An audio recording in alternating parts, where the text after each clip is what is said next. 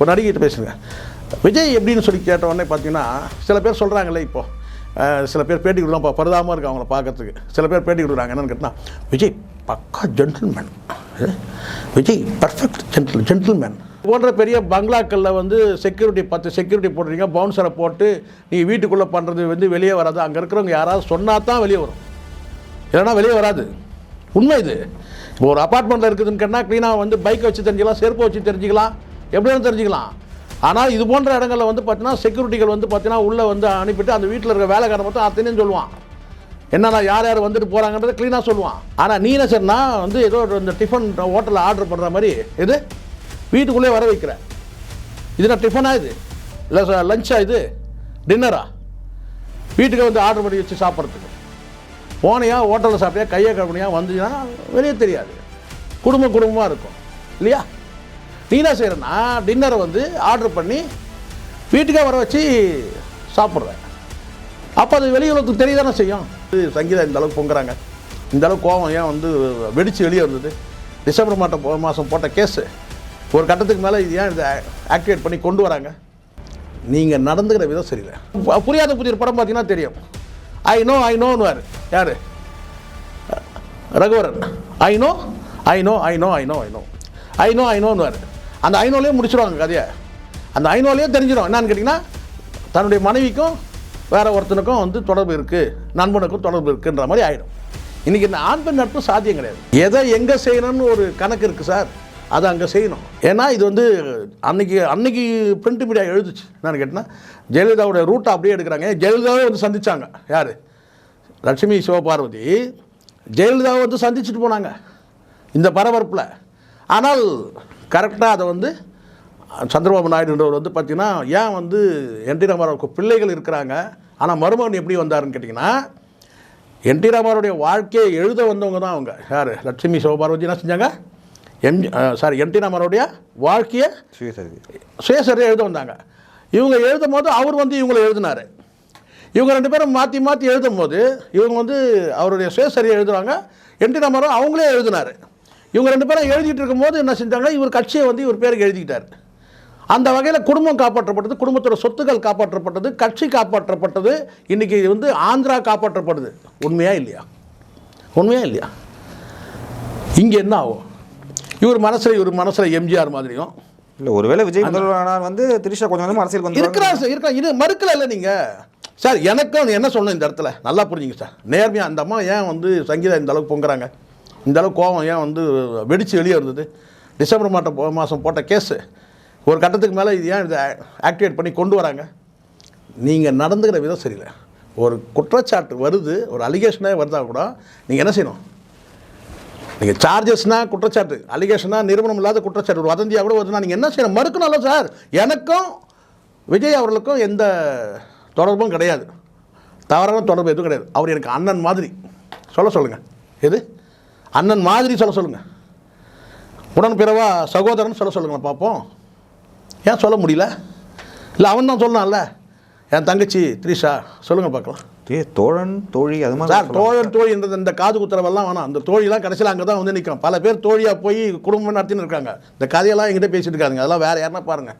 இது இந்த தோழன் தோழிலாம் வேணாம். அப்படிலாம் நட்புனா அது புனிதமானது. நட்புனா அப்படி சார். ஆண் பெண் நட்பு வந்து சாத்தியம் கிடையாது சார். சாத்தியமாகணும், ஆனால் உண்மையிலே சாத்தியமாகணும். அதான் ஒரு தடவை அந்த அம்மா பேசுனாங்க, ரேவதி பேசுனாங்க. இது அந்த கையில் அந்த இந்த டேக் பண்ணுறாங்கல்ல, அதை வந்து சொல்லிட்டு ஒரு நிறத்தை சொல்லி சொன்னாங்க, பிங்க். அந்த பிங்க் வச்சு சொன்னாங்க. அதாவது ஆண் பெண் இப்போ கணவனே வந்து டார்ச்சர் கொடுக்குறான்னு வச்சுங்களேன், கணவன் டார்ச்சர் கொடுக்குறான்னு கூட அந்த பெண் வந்து அப்பா இல்லை, அம்மா இல்லை, அண்ணன் இல்லை, தம்பி யாருமே இல்லை. ஆனால் இன்னொரு ஆண்கிட்ட வந்து நட்பு முறையில் வந்து பார்த்தீங்கன்னா வந்து தன் கணவனுக்கு படக்கூடிய சித்திரவதையை வந்து சொல்லணும். டார்ச்சர் கூட நடுராத்திரி 12 மணிக்கு டார்ச்சர் கொடுக்குறான். யார்கிட்ட சொல்ல முடியும்?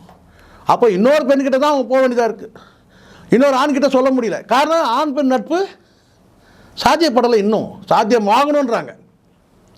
இங்கே என்ன லிஃப்ட்டு கொடுக்க முடியுது யாருக்காது?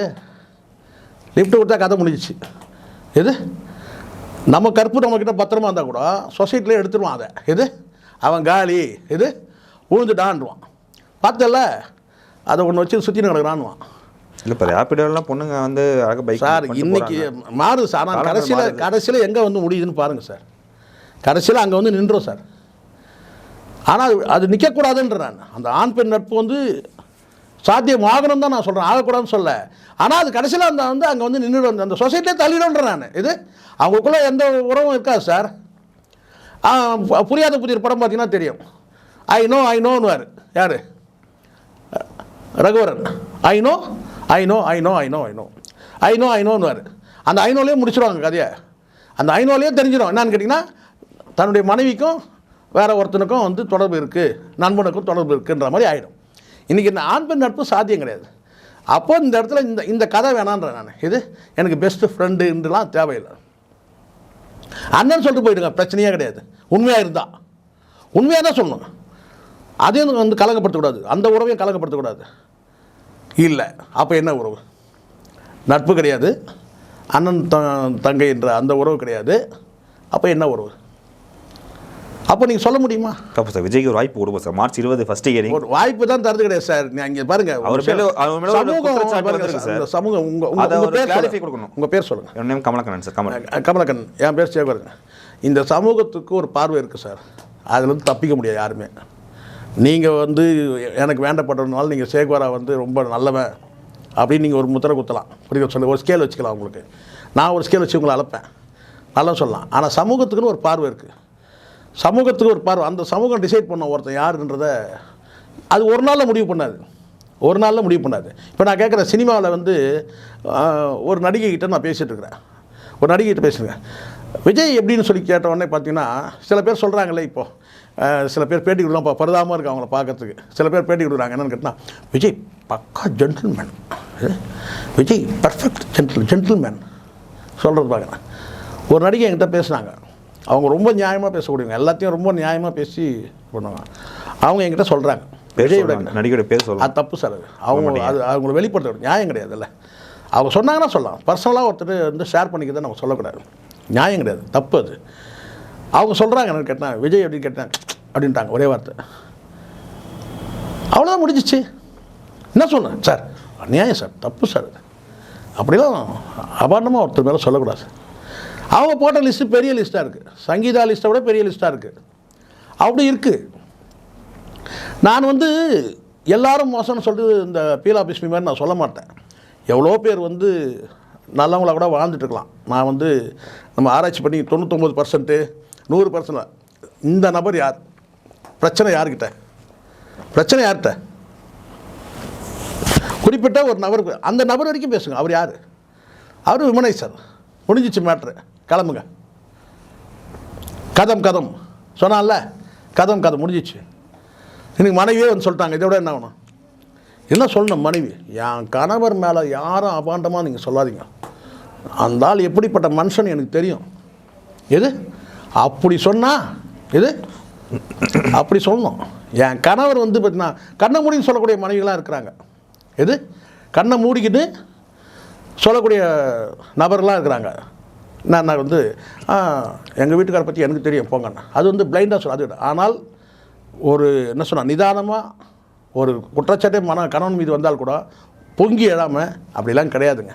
எங்கள் வீட்டுக்காரை பற்றி எனக்கு தெரியும், நீங்கள் 1000 சொல்லுங்கள், எனக்கு தெரியும், நான் நம்ப மாட்டேன் அப்படின்னு சொல்லக்கூடிய கண்ணை மூடின்னு பிளைண்டாக வந்து ஏதோ ஒரு காரணத்துக்காக பிள்ளைகளுக்கு வந்து குடும்ப கௌரவம் அதெல்லாம் பார்த்து சொல்கிறது வேறு. அதுக்கப்புறம் பார்த்தீங்கன்னா கண்ணை மூடின்னு சொல்லிடுவாங்க, வந்து தள்ளி போய் கண்ணீர் விட்டு அழுதுட்டுருப்பாங்க, நம்ம புருஷனை எப்படிலாம் பாதுகாக்கிறதா இருக்குது அப்படின்னு சொல்லிட்டு. ஆனால் சில பேர் தீர்க்கமாக சொல்லுவாங்க, வாய்ப்பே கிடையாதுங்க, எங்கள் வீட்டுக்காரர் அப்படி போயிருக்குது, இல்லைங்க உங்கள் வீட்டுக்காரர் ஒரு பொண்ணோட வந்து ட்ராவல் பண்ணதை நான் பார்த்தேன், தேட்டரில் பார்த்தேன், அங்கே அதெல்லாம் இருக்க வாய்ப்பே கிடையாதுங்க, தீர்க்கமாக சொல்லுவாங்க. சொல்கிறேன், இதெல்லாம் வந்து ஒரு மனைவியே வந்து சொல்கிறாங்க, வந்து திருமணத்தை கடந்த உறவு இருக்குன்னா ஒரு நாளில் சொல்லிவிடுவாங்களா சார்? நான் கேட்குறேன். நீ அவ்வளோ அட்ராசிட்டி பண்ணியிருக்கிற, உன்னை அவ்வளோ ஈஸியாக வந்து பார்த்திங்கன்னா வந்து ஒரு தெரு சண்டையாக இருந்தால் ஒரு ஊரில் நடக்குது, உங்கள் வீதியில் ஒன்று நடக்குதுன்னா வெளியே வந்துடும். இது போன்ற பெரிய பங்களாக்களில் வந்து செக்யூரிட்டி 10 செக்யூரிட்டி போடுறீங்க, பவுன்சரை போட்டு நீங்கள் வீட்டுக்குள்ளே பண்ணுறது வந்து வெளியே வராது. அங்கே இருக்கிறவங்க யாராவது சொன்னால் தான் வெளியே வரும், இல்லைன்னா வெளியே வராது. உண்மை இது. இப்போ ஒரு அப்பார்ட்மெண்ட்டில் இருக்குதுன்னு கேட்டால் க்ளீனாக வந்து பைக்கை வச்சு தெரிஞ்சுக்கலாம், செருப்பை வச்சு தெரிஞ்சுக்கலாம், எப்படின்னு தெரிஞ்சுக்கலாம். ஆனால் இது போன்ற இடங்களில் வந்து பார்த்தீங்கன்னா செக்யூரிட்டிகள் வந்து பார்த்தீங்கன்னா உள்ளே வந்து அனுப்பிட்டு அந்த வீட்டில் இருக்க வேலைக்காரன் பார்த்தா அத்தனையும் சொல்லுவான், என்னன்னா யார் யார் வந்துட்டு போகிறாங்கன்றதை க்ளீனாக சொல்லுவான். ஸோ அதெல்லாம் நிறைய இருக்குது சார். இங்கே வந்து சினிமா நான் தான் சொல்கிறேன், நான் ஏதோ சினிமாக்காரங்களுக்கு மட்டும் தான் கிடையாது, பல விதத்தில் பிரபலங்கள் வந்து இருக்கிறாங்க, தொழிலதிபர்கள், இதெல்லாம் வந்து நடக்குதான். ஆனால் அந்த ரங்கம் ஊமையாக இருக்கும், அது வெளியில் வரக்கூடாது. ரெண்டாவது நீ நாட்டை ஆள்றதுக்கு வரனா நீ தான் எச்சரிக்கையாக இருக்கணும். இன்றைக்கி வந்து வேறு லெவலில் முதலமைச்சர் ஒரு வார்த்தை சொன்னாரா, அந்த வார்த்தை யாவனாவது மதிச்சானா சார்?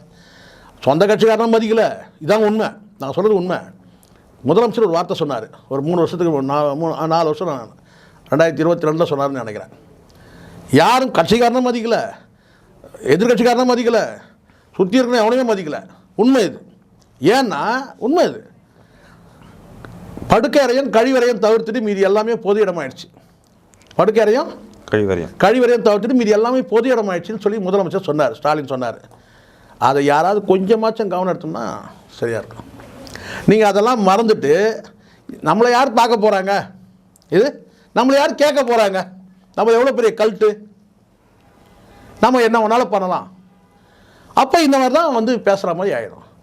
நம்ம தான் எச்சரிக்கையாக இருக்கணும் சார். அதுக்காக நான் வந்து நீங்கள் இந்த தப்பு பண்ணுங்கன்னு சொல்ல, ஆனால் சில நேரங்களில் சொல்லுவீங்க. என்னென்னு கேட்டிங்கன்னா, என் மனைவி கிட்ட கிடைக்காத ஒரு சுகம் வந்து எனக்கு வேணும், ஓப்பனாக பேசுவோம். மனைவி கிட்ட கிடைக்காத ஒரு சுகம் வேணும்னு சொல்லிட்டு நீ ஒரு 50 வயசுக்கு மேலே 52 வயசில் நீ ஆசைப்படுறேன்னு சொன்னால் கண்ணுக்கு மரவாக போயிட்டு வந்துடணும்.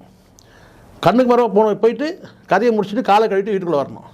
ஆனால் நீ என்ன சரினா வந்து ஏதோ இந்த டிஃபன் ஹோட்டலில் ஆர்டர் பண்ணுற மாதிரி இது வீட்டுக்குள்ளே வர வைக்கிற. இது நான் டிஃபனா, இது இல்லை லஞ்சா, இது டின்னரா, வீட்டுக்கு வந்து ஆர்டர் பண்ணி வச்சு சாப்பிட்றதுக்கு போனியா, ஹோட்டலில் சாப்பிட்டியா, கையை கழுவினியா, வந்துச்சுன்னா வெளியே தெரியாது, குடும்பமாக இருக்கும் இல்லையா?